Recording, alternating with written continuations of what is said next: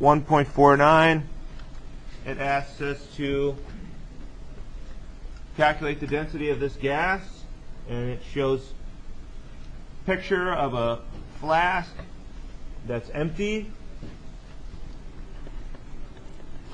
And for the empty flask, you can see a picture of the balance, and the digital readout on there says 243.07 grams.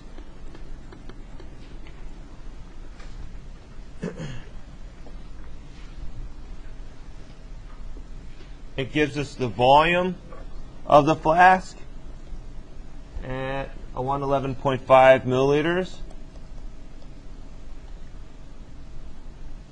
Then it shows another picture of the flask with some slight discoloration, suggesting that the gas is now present inside of it. So when the flask is full, I have a mass of 243.22.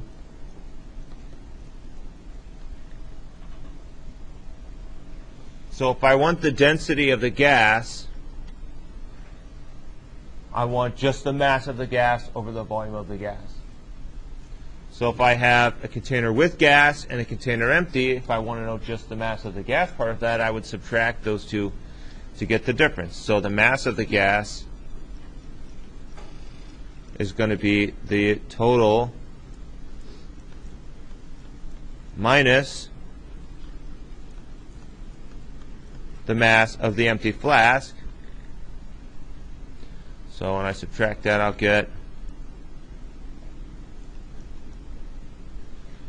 0.15 grams. And so the density of the gas will be the mass of it over the volume.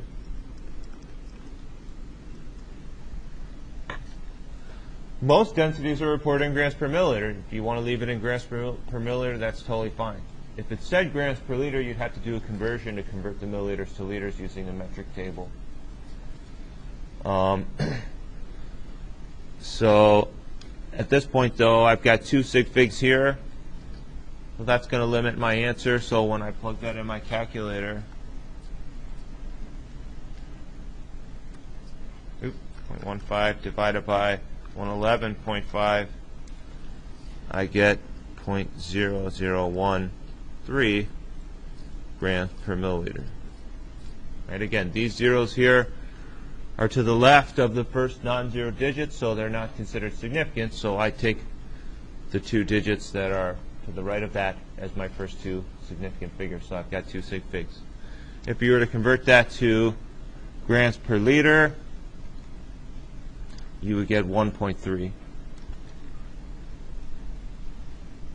So we're going to do lots of conversions like that using the metric table today. So if you left it as grams per milliliter, you would say 1.3 times 10 to the negative.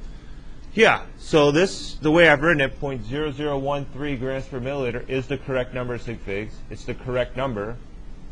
It's got the correct unit, so it's 100% correct. Another way to be 100% correct would also be to put that in scientific notation. Those answers are both 100% correct.